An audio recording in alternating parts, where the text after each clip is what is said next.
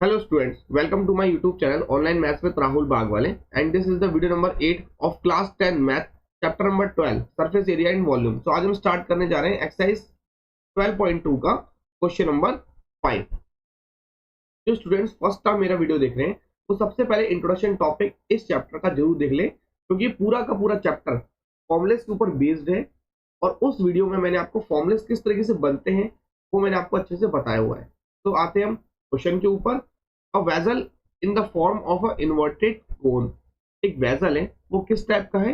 Inverted कोन के shape का है, like this, and it is height is 8 centimetre. इसकी जो हाइट है एंड दिस इज 8 सेंटीमीटर है, and radius of its top when it is open is 5 centimetre. इसका जो रेडियस है and this is 5 centimetre. If filled with water up to the brim, अगर इसमें हम पानी भरें कहां तक? ब्रिम तक। ब्रिम का मतलब बिल्कुल टॉप लेवल तक, पूरा यहां तक पानी अगर भर फिल करते हैं हम लोग। ओके, अब आगे रीड करते हैं। व्हेन द लीड शॉर्ट्स, तो एक शॉर्ट्स, लीड्स के शॉर्ट्स है वो भी कैसा है? स्पेयर के जैसा है। Each of which is sphere of radius 0.5 centimetre. तो सबसे पहले एक लीड शॉर्ट्स के बारे में आपको बताता हूं। एक लीड शॉर्ट्स है वो कैसा है? स्पेयर है। स्पेयर का फॉर्मूला यूज होगा और कोन का फॉर्मूला यूज होगा। ओके, और उसका रेडियस कितना है? इसको हम R2 बोलते हैं, and this is the 0.5 centimetre. और इस रेडियस को हम बोलते हैं R1। जो बड़ा वाला रेडियस है वो कितना है? 5 सेंटीमीटर। और हाइट इसको बोल देते हैं हम लोग H1। उसकी हाइट कितनी है? 8 सेंटीमीटर। अब आगे देखिए, फोकस से पढ़िए। Are dropped in a vessel. ये जो लीड शॉट्स है ना, ये बहुत सारे लीड शॉट्स होंगे। अगर हम इसको वेसल के अंदर ड्रॉप्ड कर दें, find the number of lead shots dropped in the vessel. Condition क्या दे रहा है? 1/4 of the water flows out. मतलब बोल रहा है कि अगर हमें इतने लीड शॉट डालना है कि 1/4 कोन का 1/4 पानी बाहर निकल जाए। ओके, तो अब मेरा कंसेप्ट देखिए, कंसेप्ट यही सेम होगा। तो मैं लिखूंगा according to question, volume of water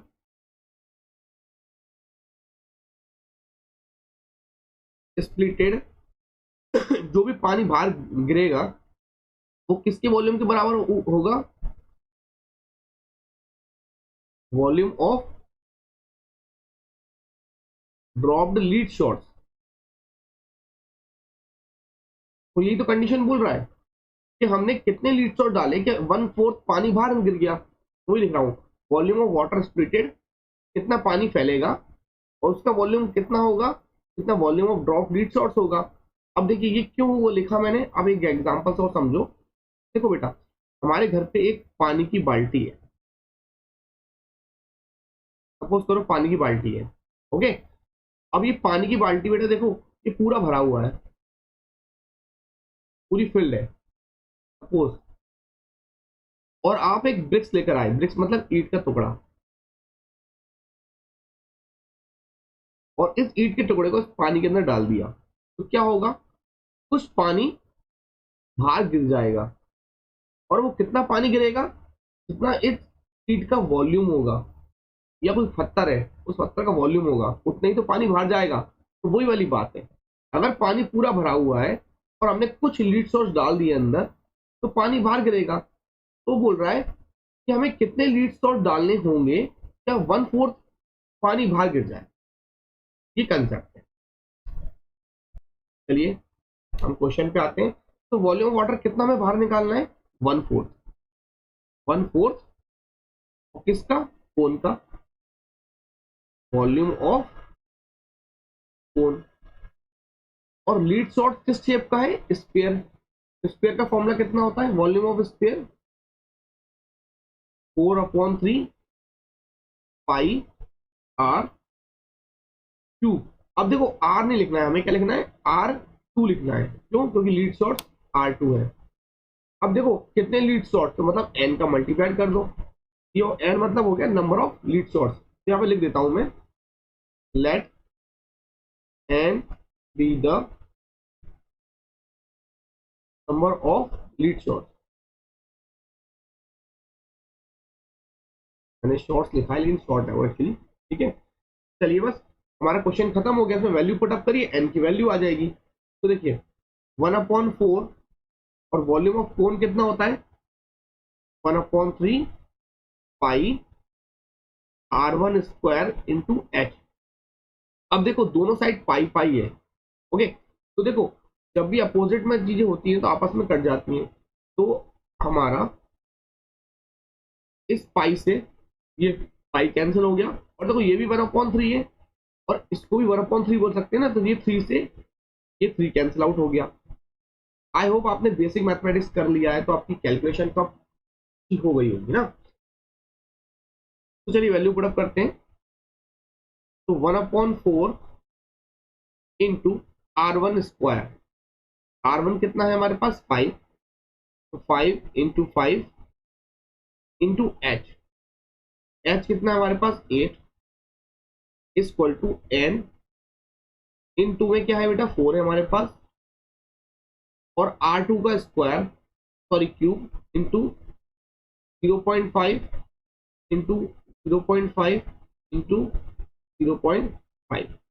तो अब हम कैलकुलेशन के लिए आते हैं इसके नेक्स्ट पेज पर। प्रीवियस हमारा यहाँ तक आ चुका है। तो देखिए हमें फाइंड आउट क्या करना है एन, तो जिसको निकालना होता है उसको सेपरेट करना होता है, तो उसको हमने सेपरेट कर दिया। बाकी साथ में क्या है मल्टीप्लाइड में, तो जो मल्टीप्लाइड में होता है वो इक्वल टू से डिवाइड में जाएगा, तो 1/4।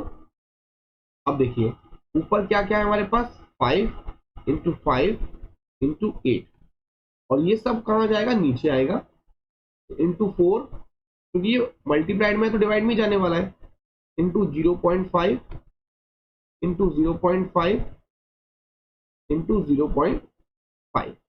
अब ये पॉइंट में है, तो पॉइंट को हम रिमूव करके 5 कर देते हैं, तो इसको हटाएंगे तो अपॉन में जाएगा 10, और 10 का चला जाएगा ऊपर फ्लिप होके ऊपर, इसको हटाओगे तो फिर ऊपर 10 जाएगा, इसको हटाओगे तो कहाँ जाएगा ऊपर 10 जाएगा।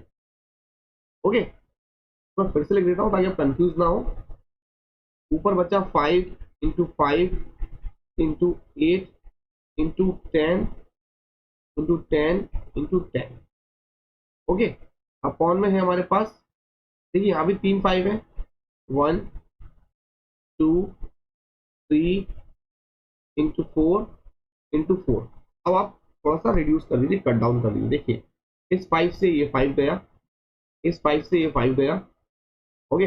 अब इस 5 1 जा 5 and this is the 2 times, 4 1 जा 4 एंड 4 2 टाइम्स, ओके। और ये 2 और 2 कितना हो गया 4 हो गया, इस 4 से ये 4 चला गया, अब कितना बचा 100, एन कितना आ गया 100। तो मतलब 100 क्या आया लीड शॉट्स आया, तो मीनिंग दैट अगर हम ब्रिम में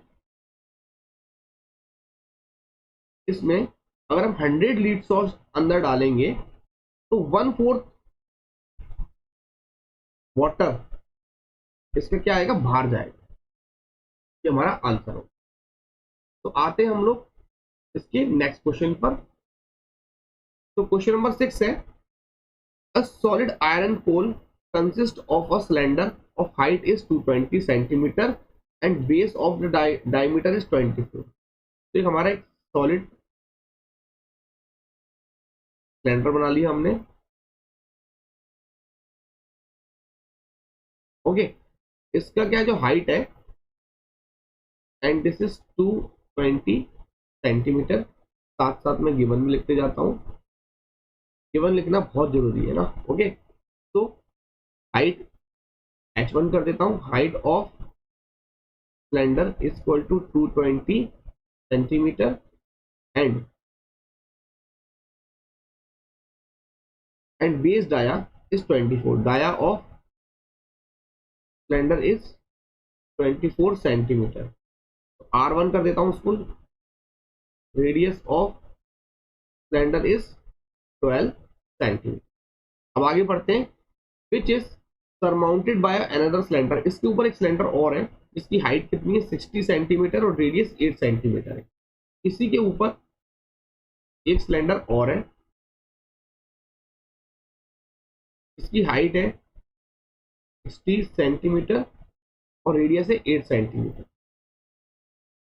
तो उसको हम कर देते हैं S2, इसकी हाइट है 60 सेंटीमीटर और R2 कर देते हैं रेडियस को, तो रेडियस है 8 centimetre. Find the mass of the pole, देखो मास हमें फाइंड आउट करना है और हमें गिवन क्या दिया है 1 centimetre cube of iron has approximately 8 gram mass. Actually हमें क्या दिया हुआ है, डेंसिटी दी हुई है। ओके, ये बिल्कुल फिजिक्स से रिलेटेड टॉपिक है। एक्चुअली डेंसिटी दी हुई है, हमारे पास जो मास निकालने का जो फॉर्मूला होता है ना, फाइनल मास इक्वल टू क्या होता है, वॉल्यूम इनटू डेंसिटी। ये हमारे पास फॉर्मूला होता है मास को कैलकुलेट करने का। ओके, तो हमें क्या करना है, हमें सिंपली इसमें वॉल्यूम निकालना है और जो हमें डेंसिटी गिवन है उससे मल्टीप्लाइड कर देना है, हमारा आंसर आ जाएगा। ओके, तो अब किसके बारे में बात होती है, सिलेंडर के बारे में। और इस कंप्लीट का वॉल्यूम निकालना है तो ऑब्वियसली बात है दोनों के वॉल्यूम को ऐड करना पड़ेगा। Total volume of whole is equal to volume of large cylinder plus volume of small cylinder. Okay, तो हमारा फॉर्मूला क्या है, pi R1 square, pi r h होता है एक्चुअली ना, तो R को लिख दिया R1 और H1 plus pi R2 H2 कर दिया मैंने, पाई इसमें आ गया कॉमन, तो R1 का स्क्वायर करना है हमें, तो R1 कितना है हमारे पास 12, तो 12 का स्क्वायर इंटू एच, एच कितना है हमारे पास 220, तो प्लस होगा R2 में, R2 को हमारा 8 है, ये भी स्क्वायर ही होगा बेटा, R2 स्क्वायर इंटू एच होगा, तो 8 का स्क्वायर इंटू हाइट है हमारे पास 60।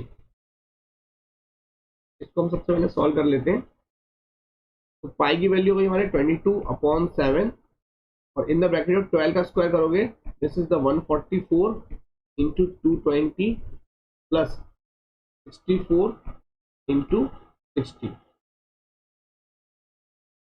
तो हम आते हैं नेक्स्ट पेज पर, इस कंप्लीट को आप सॉल्व करेंगे और ऐड करेंगे, हमारा आंसर आएगा 35,520 इंटू में 22/7 हमें सॉल्व करना है।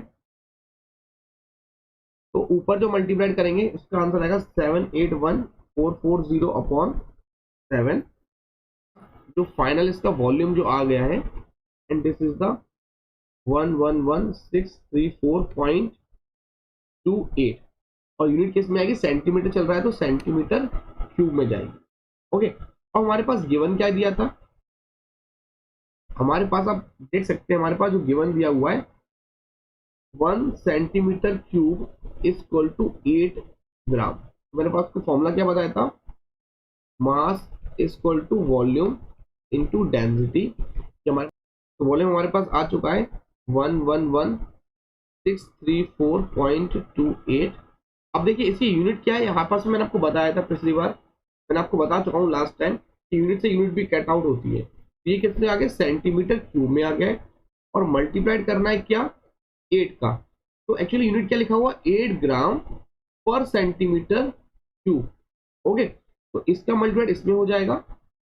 ओके, जैसे आप मल्टीप्लाइड करेंगे तो आपका आंसर आएगा 893,074.24। ओके, अब देखिए सेंटीमीटर क्यूब से सेंटीमीटर क्यूब यूनिट कट गया और बचा कितना, ग्राम, तो आंसर आया हमारे पास ग्राम में। आप इसको किलोग्राम में भी लिख सकते हैं, तो पॉइंट आप 3 इधर शिफ्ट कर दीजिए।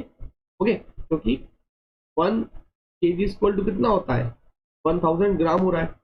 ओके ना, तो आप जब उसको डिवाइड करेंगे 1000 से, पॉइंट इधर शिफ्ट हो जाएगा, तो 893.07 kg आपका इसका मास आ। ओके, तो इसी के साथ ये वीडियो तो हम इस वीडियो को यहीं फिनिश करते हैं, आगे क्वेश्चन हम लोग नेक्स्ट वीडियो में कवर अप करेंगे और नेक्स्ट वीडियो में चैप्टर हमारा फिनिश हो जाएगा। Thank you.